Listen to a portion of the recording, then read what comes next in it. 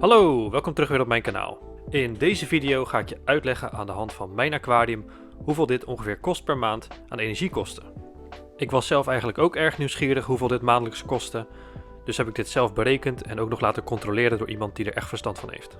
Niet alle aquariums zijn hetzelfde, maar een beetje inzicht in de maandelijkse kosten en energieverbruik kan waarschijnlijk geen kwaad. Ik bekijk per apparaat hoeveel watt het heeft, wat de brandtijd is, hoeveel kilowattuur dit per dag dus verbruikt en wat hiervan de kosten zijn per dag.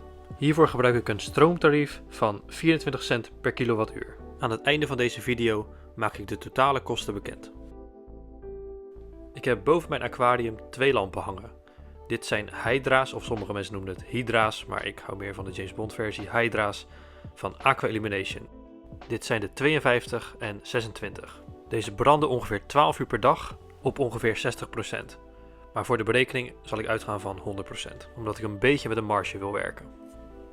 De Hydra 52 verbruikt iets meer dan de Hydra 26, wat neerkomt op 65 cent per dag.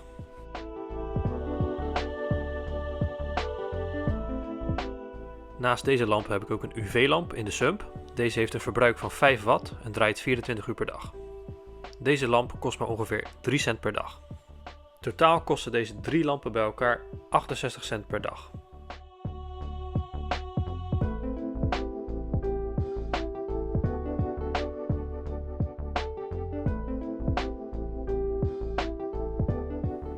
Het volgende apparaat wat stroom gebruikt is de stromingspomp die ik in mijn sump heb staan. Dit is de Jacot DC pomp.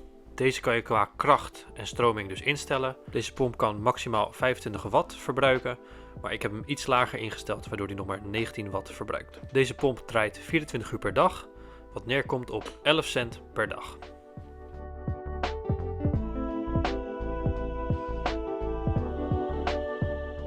Wat in de berekening zeker niet mag ontbreken is de afschuimer of de skimmer. Dit is een Octo 110S en heeft een verbruik van 8 watt.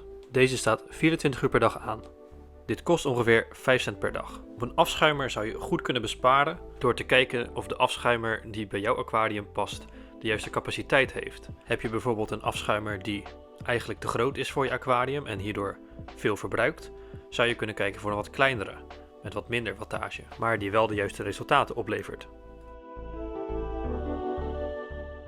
Iets wat elk zeeaquarium nodig heeft is natuurlijk een thermostaat. Ik heb er een van Eheim en deze verbruikt 200 watt. Echter staat een thermostaat niet heel de dag aan en zal die in de zomer minder vaak aanslaan dan in de winter.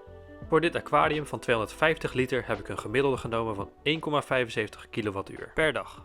Dit komt neer op een gemiddelde kostenpost van 42 cent per dag.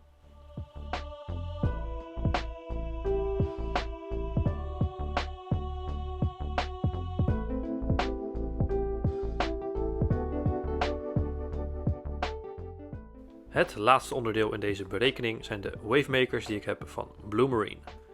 Deze hebben een verbruik van 8 watt en deze staan 24 uur per dag te draaien. Afzonderlijk zouden ze 4,5 cent kosten en bij elkaar dus 9 cent per dag. Ook zijn er qua wavemakers een hoop opties om wellicht wat minder te verbruiken.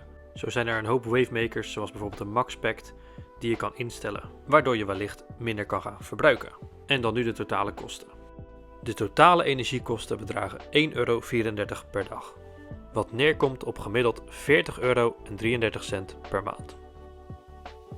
Een opmerking die ik hierbij zou willen maken is dat een groot deel van de kosten afhankelijk zijn van de thermostaat. Is het relatief koud in je huis, dan zal je thermostaat vaker aanslaan en hierdoor dus meer verbruiken. Maar is je huis goed geïsoleerd, dan zal de thermostaat in je woonkamer, maar ook in je aquarium minder vaak aanslaan.